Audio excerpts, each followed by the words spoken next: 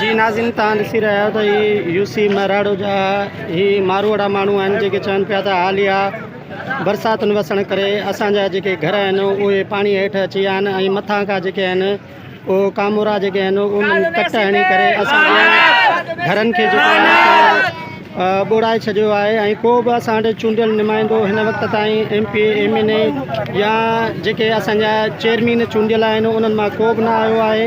ऐं हीअं हालिया सूरत हाल इहा आहे त हिननि जेके माण्हू आहिनि उन्हनि नेशनल हाईवे जेको आहे उहो मजबूर थी करे अचे ब्लॉक कयो आहे। हिननि जो चवणु आहे त असांजो हिकु नंढिड़ो इन पाणीअ जे वहकिरे में ॿुॾी वियो आहे जेको अॼु ताईं कोन लधो आहे असांखे। ऐं हुननि जा सवें ॿाल या नंग जेके आहिनि उहे हिन पाणीअ जे ज़द में आयल आहिनि। हिननि जो मुतालबो आहे गवर्नमेंट ऑफ सिंध खां मुतालबो आहे त हिननि जे पाणीअ खे कट हणाए ऐं हिननि जे घरनि खे मज़ीद नुक़सान खां बचायो वञे।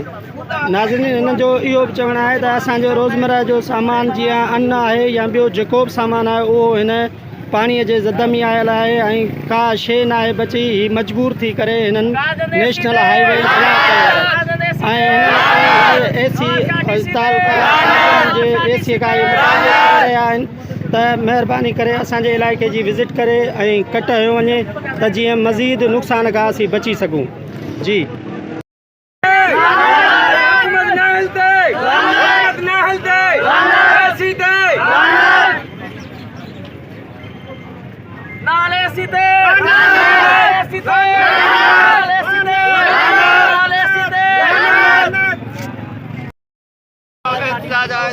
मथां खां पाणी आयो आहे वॾनि माण्हू कटणी मोकिलियो आहे पाणी हाणे अॻियां असांखे निकाल नथो मिले। ज़रदारी हथियार खणी वेठा आहिनि हींअर बि रोड ते वेठा आहिनि। सरकारी मोरी हुई साहब उन्हनि बंदि करे छॾिया पंहिंजा माण्हू विहारे वेठा आहिनि असांखे कटणी पाणी जो निकाल।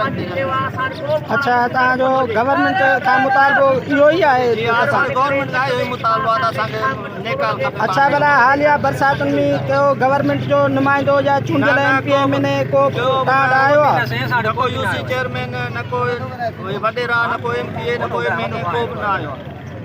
अच्छा, जी हा। तव्हांजो हींअर छा मुतालबो आहे? असांजो मुतालबो आहे त हींअर असांखे कट लॻाए ॾियनि था पाणी निकाल थिए त असांजो माफ़